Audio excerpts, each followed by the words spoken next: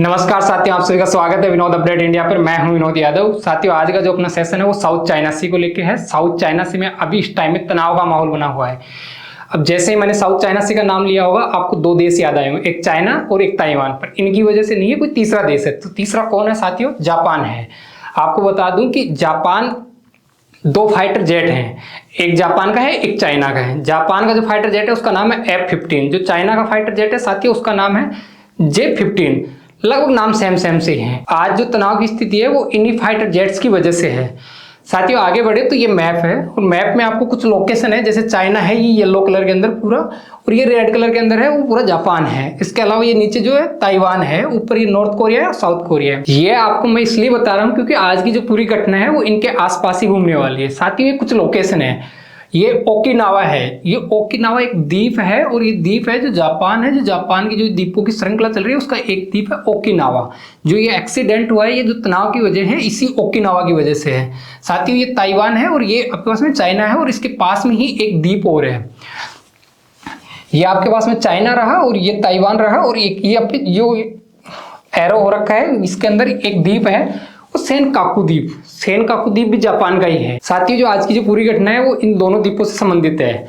आगे बढ़े तो सबसे पहले जो साथियों आपको बताऊं तो लियोनिंग है। लियोनिंग क्या है आप सोच रहे होंगे, तो आपको बता दें कि ये एयरक्राफ्ट कैरियर्स होते हैं और उसके अंदर जो इनका चाइना का जो सबसे पहला एयरक्राफ्ट कैरियर्स है वो लियोनिंग है। दूसरा इनका ये वाला है और तीसरा इनका फुजियान है। फुजियान अभी इन लोगों ने भी लेटेस्ट में बनाया है। साथियों आपको बता दें कि जब एक एयरक्राफ्ट कैरियर्स है वो समुद्र के अंदर यात्रा करता है तो लगभग उस पर 50 से लेकर 100 तक फाइटर जेट होते हैं।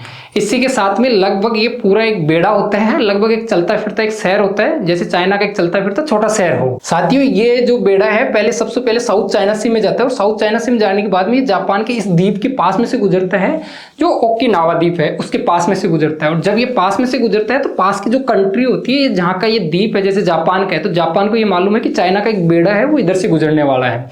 जब उनको मालूम होता है तो उनकी एयरफोर्स और उनकी नेवी अलर्ट मोड में रहती है पूरी। वो ये देखते हैं कि यार ये हमारे क्षेत्र में नहीं आ जाए। जैसे एयरफोर्स है तो वो इस ताक में रहती है कि यार जो चाइना इधर से जब उनका बेड़ा गुजरेगा तो इनके फाइटर जेट होते हैं वो अपने हवाई क्षेत्र में नहीं आ जाए।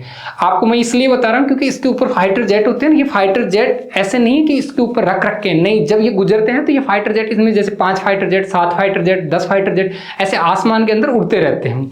जब ये उड़ते हैं तो अगल बगल की जो कंट्रीज हैं, अगल बगल के जो देश हैं, पड़ोसी देश हैं, उनके हवाई क्षेत्र के अंदर ये प्रवेश करके आते हैं, उनके पास में से गुजरते हैं।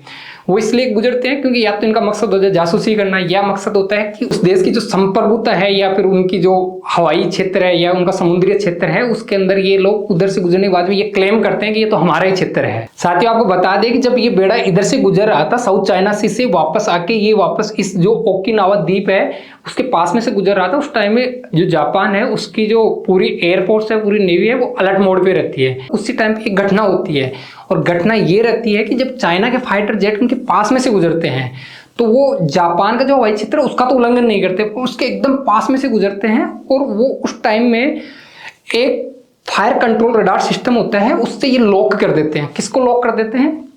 जो जापान के फाइटर जेट है उनकी स्क्रीन को लॉक कर देते हैं। अब आप सोच रहे होंगे सर ये रडार जो लॉक कैसे करते हैं, जाम कैसे करते हैं, तो आपको बता दें ये 2 प्रकार से होता है। किसी भी चीज को जाम या लॉक 2 प्रकार से किया जाता है फाइटर जेट के अंदर। पहला तो ये होता है कि वॉइस को लॉक करना होता है, दूसरा होता है स्क्रीन को लॉक करना होता है। आपको बता दूं रडार के माध्यम से पहले वॉइस को लॉक करते हैं तो वॉइस के अंदर जैसे 5 या 6 फाइटर जेट आसमान में है वो आपस में कम्युनिकेशन करते हैं, वो कि कहाँ से घूम के आना है, कहाँ तक जाना है, कौन सी जगह पे अपने को टारगेट हिट करना है। तो उस टाइम में जो सिग्नल दिए जाते हैं या जो बात की जाती है, कोड में बात की जाती है, वो वॉइस कोड होती है। वॉइस कोड को जब लॉक कर लिया जाता है तो वो समझ में ही नहीं आती है कि वो कौन से वॉइस कोड के अंदर बात करना चाहते हैं या कौन से वॉइस कोड में वो बोल रहे हैं।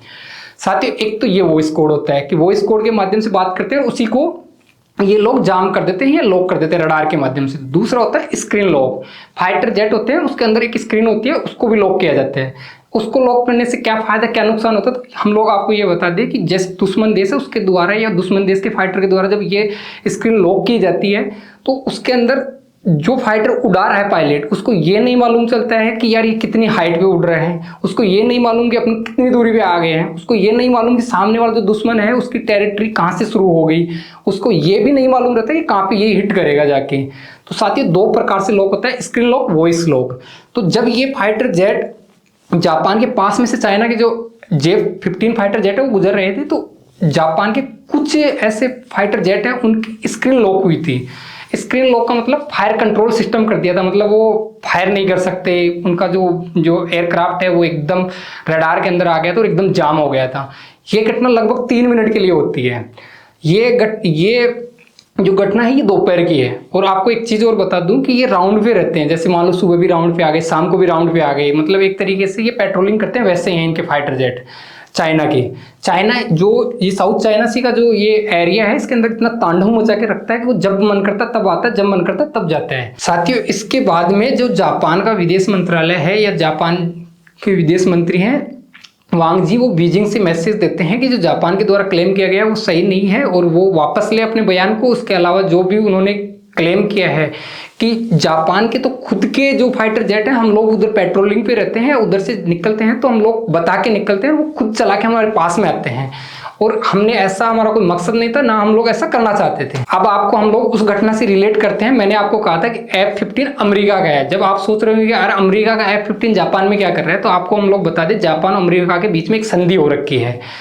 वो संधि इसलिए हो रखी है कि सेकेंड वर्ल्ड वॉर के टाइम में जो जापान था उसके 2 शहरों पे बम डाले गए थे, परमाणु बम डाले गए, हिरोशिमा था और नागासाकी था।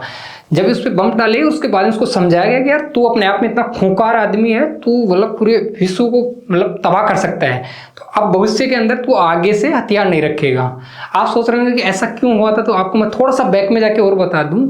सेकेंड वर्ल्ड वॉर के समय चाइना का 1/3 हिस्से पे जापान शासन चलाता था या जापान उस पर राज करता था। और ये जो सेकेंड वर्ल्ड वॉर हुआ उसके बाद में इनको जो चाइनीज जो क्षेत्र है, चाइनीज एरिया, उसको आज़ाद किया गया था। और जब ये उस टाइम में ये अपने आप में बहुत संपन्न था, बहुत ताकतवर देश था जापान। ये अमेरिका के बस में नहीं है, अमेरिका के कंट्रोल में नहीं आया था उस टाइम में। आपको बताऊं, उसी टाइम में एक संधि होती है और उस संधि के अंदर ये कहा जाता है कि अगर भविष्य में आप हथियार नहीं रखोगे जापान को, आप सेना नहीं रखोगे, और अगर भविष्य में आपके ऊपर किसी ने गोली चलाई तो अमेरिका के ऊपर मानी जाएगी, अगर भविष्य में आपके ऊपर कोई मिसाइल दागी गई तो अमेरिका के ऊपर मानी जाएगी, और भविष्य में आप अगर किसी देश से युद्ध करते हो तो अमेरिका का माना जाएगा कि अमेरिका युद्ध कर रहा है, या भविष्य में आपका किसी से युद्ध होता है तो आपसे नहीं होकर के अमेरिका से माना जाएगा। साथ ही जो आज की जो ये घटना है उससे भारत को क्या सीखना चाहिए। भारत में 2 लोकेशन ऐसी हैं जो सबसे ज्यादा सेंसिटिव हैं, या वहां पे चाइना डायरेक्ट उनको क्लेम करता है, एक लद्दाख को, दूसरी वाली जो अरुणाचल प्रदेश है उसको। अरुणाचल प्रदेश के लिए वो चाइना हमेशा ये बोलता है कि ये एरिया है चाइना का है, जबकि हम लोग वहाँ पे G20 की बैठक आयोजित करवा चुके हैं, और वहाँ पे अगर भविष्य में कभी ऐसी घटना होती है जो जापान के साथ हुआ है, अगर भारत के साथ होता है तो भारत को इसके लिए अभी से सतर्क रहना चाहिए।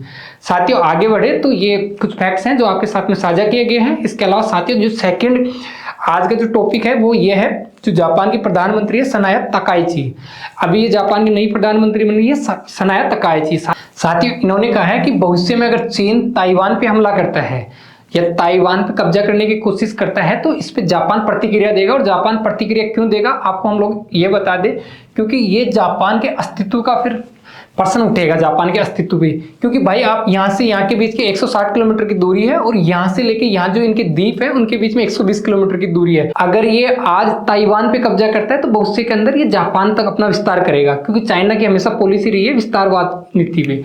साथियों, आगे बढ़े तो ये इनकी लोकेशन है, इसी के अंदर कुछ क्लेम करते हैं दोनों देश आपस के अंदर। चाइना है जो ईस्ट चाइना सी के अंदर जो ये रेड जो डॉट डॉट आपको लाइन दिख रही है, इसके लिए वो क्लेम करता है कि ये क्षेत्र मेरा है। जबकि जापान है जो साथियों ये जो ग्रीन डॉट डॉट की लाइन दिख रही है वो जापान क्लेम करता है कि ये क्षेत्र मेरा है। आपको एक चीज और बता दूं, ये चाइना है वो कभी भी इंटरनेशनल जो बॉर्डर है उनको नहीं मानता है। वो बताता है कि ये क्षेत्र मेरा है। साथियों, इन दोनों क्षेत्र के बीच के अंदर एक द्वीप आ रहा है, उसका नाम है सेनकाकू द्वीप। ये सेनकाकू द्वीप इनका आज से नहीं, बहुत पहले से इनका इश्यू रहा हुआ है। जब लगभग सेकेंड वर्ल्ड वॉर तक 1935 से 1945 का टाइम था और तब से ये इश्यू बना हुआ है इन दोनों देशों के बीच में। साथियों इसके अलावा अगर बात की जाए तो जो चाइना है, जो ये रेड लाइन है उसको क्लेम करता है। और इसके अलावा अगर जापान है तो जापान के द्वीप यहाँ तक आ रहे हैं, तो जापान जो इंटरनेशनल मानक है उनके अनुसार वो कहता है कि ये इतनी दूरी है, इतनी जो नॉट या इतनी मील्स की दूरी है वो मेरी खुद की है। साथियों इन दोनों के बीच में ये भी झगड़ा चलता रहता है। इसके अलावा साथियों अगर चाइना की बात की जाए तो चाइना एक आदम जमाने के कुछ ये जो ये डॉट डॉट आपको लाइन दिख रही है, डैश डैश लाइन, इसको 9 डैश लाइन कहते हैं। इसमें 9 डैश है तो इसको 9 डैश नाम देते हैं। और ये 9 डैश चाइना क्लेम करता है कि ये जो साउथ चाइना सी है, दक्षिणी चीन सागर है, उसके अंदर ये छोटे छोटे द्वीप है, उन पे हमेशा क्लेम करता रहता है। इनको काउंटर करने के लिए लगभग यहाँ पे अमेरिका का एक बेड़ा हमेशा यहाँ प्रेजेंट रहता है। साथियों इसी के साथ में अगर आपको ये एक जो इसका एयरक्राफ्ट कैरियर्स है वो हमेशा इस एरिया के अंदर ये हमेशा जो ताइवान का एरिया है इसके चारों तरफ ये हमेशा यूं बस राउंड लगाते रहते हैं। बहुत सारे ऐसे देश हैं जैसे यहाँ पे ताइवान हो गया, मलेशिया हो गया, कंबोडिया हो गया, यहाँ पे बहुत सारे देश हैं, उनको ये परेशान करता रहता है। जब ये इधर से गुजरता है तो साथियों जब ये लगभग जो जापान के द्वीप है उनके अंदर ये उनका जो क्षेत्र है उनके अंदर एंट्री करता है और उनको परेशान करता रहता है। और साथियों इसी के साथ में जो चाइना के विदेश मंत्री उनके द्वारा भी एक एडवाइजरी जारी की जाती है और वो भी जो चाइनीज लोग जापान में घूमने के लिए गए हैं उनको ये कहते हैं कि आप जल्दी से जल्दी अपने देश लौट जाइए। और इसी के साथ में साथियों ये कुछ फैक्ट्स हैं जो आपके साथ में साझा किए गए हैं। और साथियों आपको ये सेशन वाकई में अच्छा लगा हो तो आप लाइक करके जाइए। और साथियों इस टॉपिक के प्रति आपका क्या दृष्टिकोण है, क्या ओपिनियन है, तो आप कमेंट बॉक्स के अंदर अपना कमेंट करके जाइए। इसके अलावा साथियों इतने पेशेंस के साथ आपने हमें सुना लास्ट तक, उसके लिए आपका थैंक यू, शुक्रिया।